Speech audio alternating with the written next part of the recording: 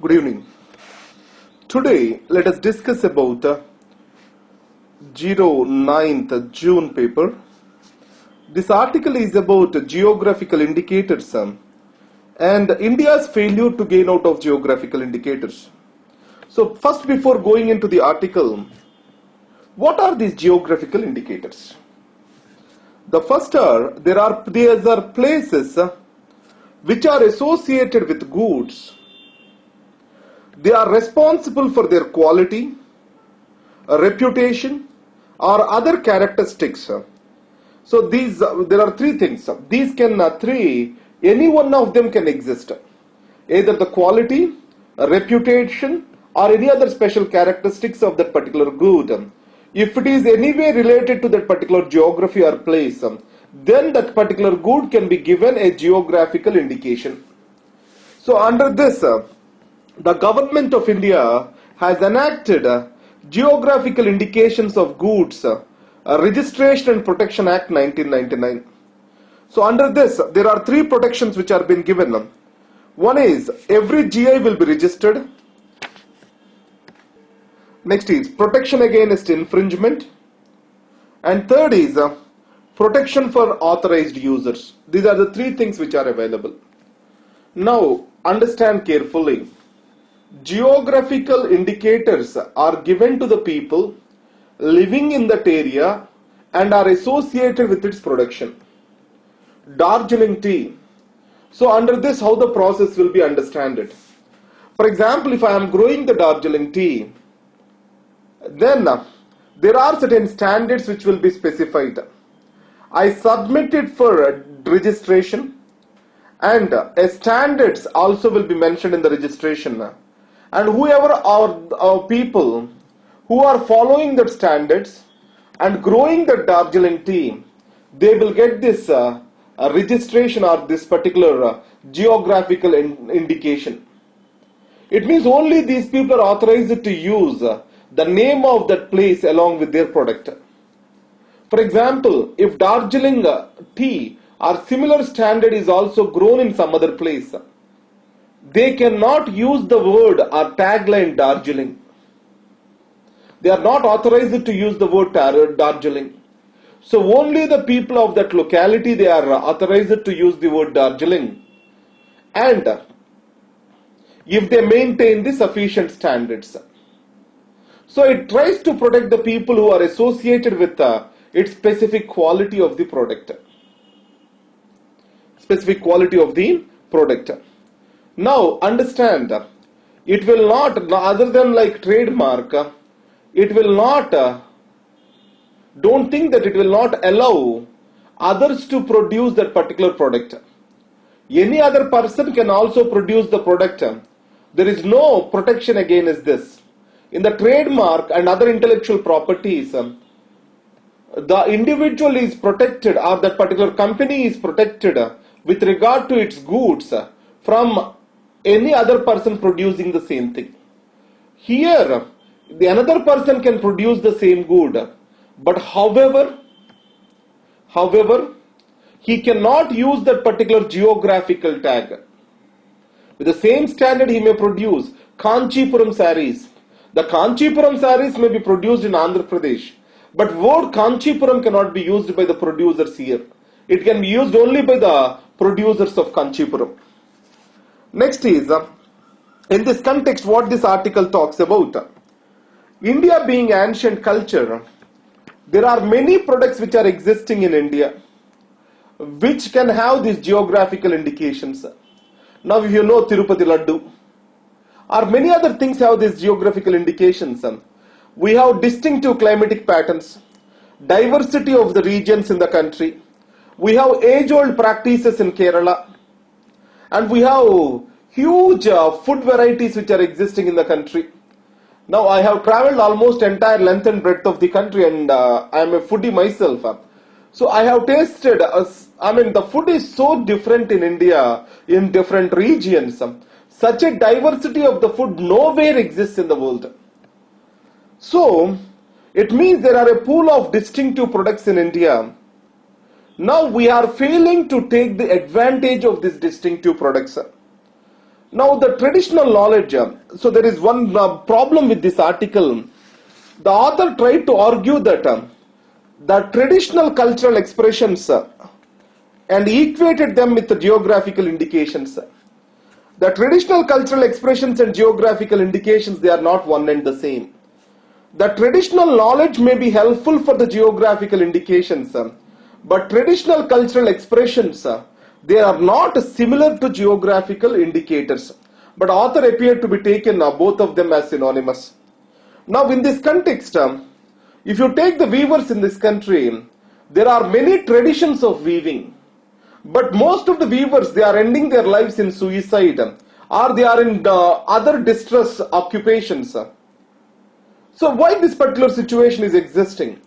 So it's majorly due to live or continue their livelihood on the traditional knowledge of weaving. So in this context, if we can acknowledge their skills and we can bring in these geographical indications and we can make these people use these geographical indications and its distinctiveness, they can provide for a real commercial advantage to these people. Now in this context, let's take the awareness in the country is very low. The Muga silk, it has a geographical indication.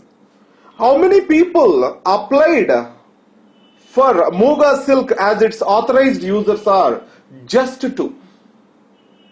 So it means once GI is registered, the authorized users of the product has to apply for the registry. So just 2 people have applied for that. So awareness generation about the importance of that product is the first thing. In this case, recently in Varanasi, a program was launched called as upgradation of skills and training in traditional crafts. Upgradation of skills, training in traditional arts and crafts development. It is to protect the weavers of Varanasi. So now this is one progressive step. So similar steps or governmental assistance can be given.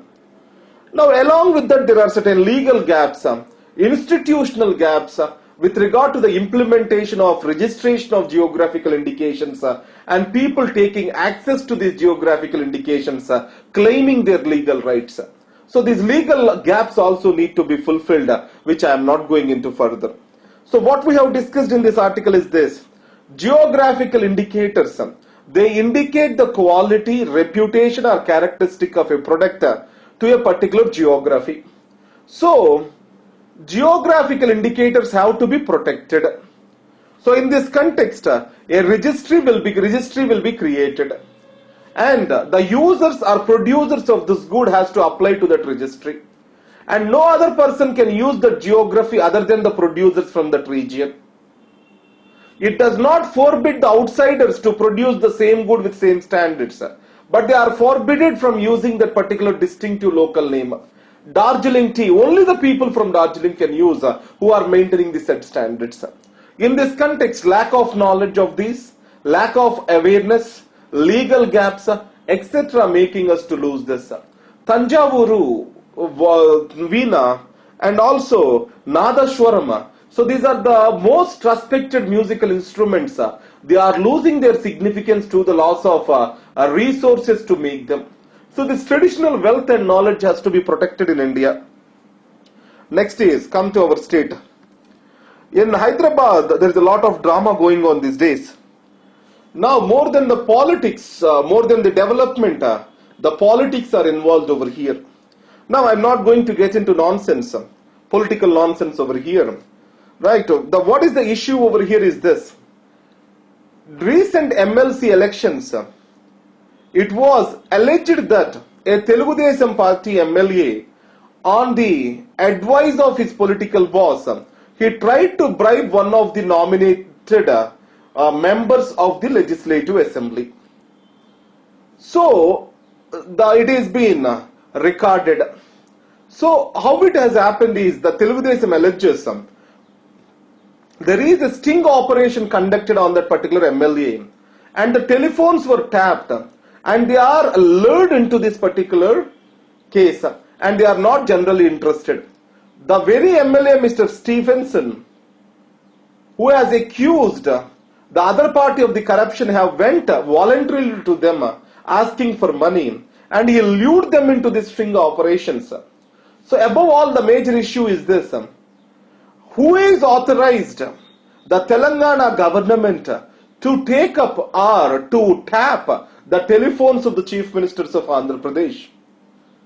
So this is what is the legal vacuum over here. Now it is all about anti-defection. Now Telugu Desam, what it alleges is this: 5 members of the Telugu Desam MLAs went into TRS. So they did not attract any anti-defection because the speaker did not apply it yet. And the second thing is, Telugu Desam has 20 MLAs, as 5 are defected, so it did not have the enough strength. In this context, to prove their majority, they probably played this foul game. I don't know exactly. Now, whatever be the case, it exposes the defectiveness of anti-defection law. Now, a Telugu Desam MLA who got elected on Telugu Desam party, he sworn in as a minister in TRS government without resigning from his political party. That is Mr. Srinivas Yadav. As per the assembly records, he is still an MLA of Telugu Desam party, but he is still as of now a minister in the TRS government. So there is a legal vacuum over here. That is first thing. And the second thing is, the power to disqualify a member shall not be there in the Speaker of the House. It has to be transferred to a respectable constitutional authority. Most probably the Election Commission. Then only the misuse of the office of the Speaker will come down. Third thing is, effective judicial system against the corruption has to be in place. And fourth thing is, any tracking or tapping of a telephone, there are stringent rules under the Indian Telegraph Act. So in this context, tapping shall be seen as a violation of the freedom of expression of an individual. If the phones were tapped, then it is really a big issue for TRS government. So these are the things we need to understand. Next is, it is regard to slums to neighborhoods, what this article talks about. Now, almost 17 million housing units have to be built in urban areas in India. We are nowhere close to them. We are nowhere close to them. In this case, who are the different actors who are building these houses? The first one is state, so the private and people themselves. Now if you take the state, anywhere the problem of the state will be this: inefficiency and inadequacy. It cannot provide as much it has to. So always there will be a shortage if the state takes up some work. If you take up the private organization, profitability, it means that the poor people, they can afford a house of worth of 5 to 10 lakh rupees. The private organizations, they can best operate between 15 to 20 lakhs, not less than that, because it is not profitable for them. And third thing is, people for themselves, they do not have the systemic capacities to build the houses common to them. So the state, wherever the state versus market versus civil society organizations, when they come together, this is what is the argument. So one is inefficiency and inadequacy on the part of the state, profitability on the part of the private, and the lack of capacities on the part of the people. In this case, in the existing circumstances, there are two options. One is bringing in private people, and as like the Mumbai model, where the slums will be cleared and vertical buildings will be built, and the land will be efficiently used for the other real estate purposes. In that way, it is a win-win situation. A poor man gets a concrete building, and at the same time, the other space will be used for other developmental purpose. That is what is called slum rehabilitation program happening in Mumbai. But it cannot be applied everywhere. So we have to bring in private sector, and the state has to assist them to take up this activity. That is the first option. And the second option is, the people already are living in slums. So most of them are illegal. Now upgrading these slums Next article is the deceptive constitution of India. So what this article says is, Indian Supreme Court, it can review any law or any amendment of the constitution and can strike down or set aside this amendment if it is not in accordance with the spirit of the constitution. But it cannot repeal the same provisions from the constitution. It means they continue to exist as the provisions of the constitution.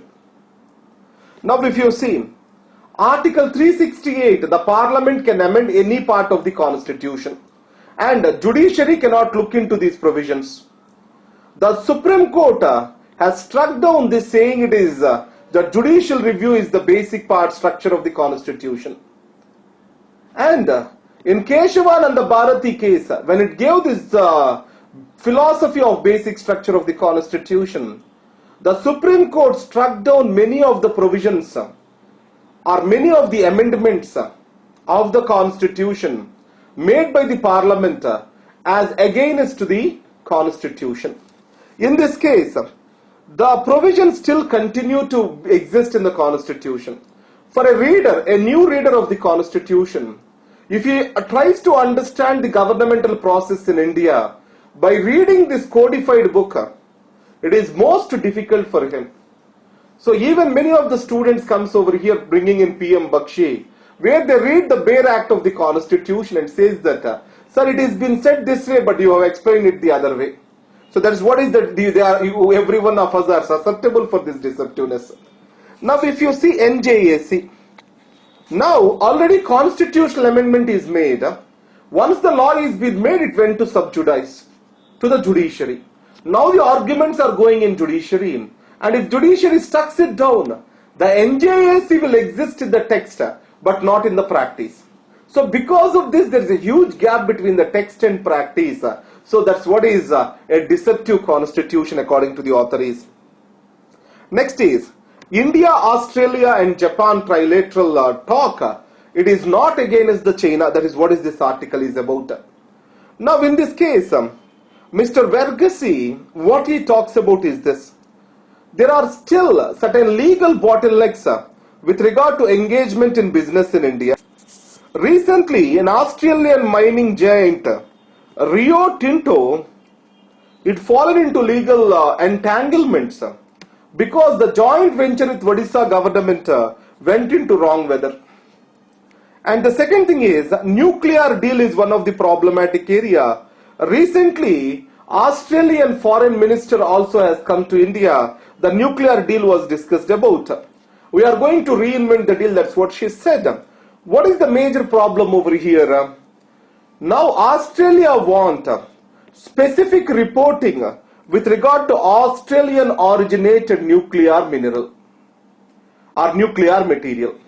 So on AONM, Australian originated nuclear material, a specific reporting has to exist for Australia. And the second thing is this. India says it is going to give the general reporting which it gives to the IAEA. It cannot provide for a specific reporting for any country. So this is what is existing as of now. In Australia, the problem is this. According to the parliamentary law, every country where it is supplying the nuclear material, it has to provide for a report how it is being used in that particular country. So executive is unable to make a decision on this point. This is one of the legal tangle over there. And next is the elections in Turkey. Now Erdogan, for the first time, he lost this particular election with lack of majority. 292 are required. The AKP of Erdogan, it is 258, it is standing at 258. Turkey has a proportional representation. Any party to get the representation in the house, it has to get minimum 10% of the votes. For the first time, HDP, a party that is representing the Kurdish interests, a minority in Turkey, it has crossed its 10% and got the 12% of the votes, and so it has got 80 seats in the legislature. So in this context, the party can press for peace talks. And second thing is, These elections also can be seen as a referendum where Erdogan was talking about constitutional amendment. He was trying to change the constitution of Turkey from parliamentary form to the presidential form. So let us see how it is going to change itself into the Turkey's political situation. Erdogan already called for a responsible behavior from all the politically sensitive people. Let us see how it is going to. Now, last article, it is about microfinance institutions. It is there in our syllabus. So I just wanted to say, study about Mundra Bank. Next one is study about this MFIN, Microfinance Institutions Network, which is a self-regulatory body. Added to this, so Malegaon committee has given some 10 recommendations on microfinance institutions. So MFIs will be regulated as non-banking finance companies, NBFCs, after the Malegaon committee recommendation. So based on this article has come up. So there are two challenges the article talks about: the responsible lending to the people and also flow of funds to the microfinance institutions. These are the two are being spoken by this particular article. So this is what is today's newspaper. Now let us see the short notes of these things. So in Andhra Pradesh, it is the failure of the systems, especially the weaknesses of the anti-defection law. India, Japan, Australia is not against China. So though in Japan and Australia has opposed the reclamation in South China Sea, India did not directly oppose it. But India has clearly said that its apprehensions related to the freedom of movement in South China Sea. And next is, will Veena gently weep? It's about geographical indicators. And from slums to neighborhoods, it is about providing housing to the rural dwellers. And the Indian constitution and its deceptiveness. So, as the Supreme Court cannot repeal a particular part of the constitution, there is a huge divergence between the text and practice in India, which is described as a deception. And finally, Turkey elections, which are discussed with you, and the problems with the nuclear deal with Australia, that is also discussed. Thank you very much, and all the best. So the microfinance, just check it out. Thank you very much and all the best.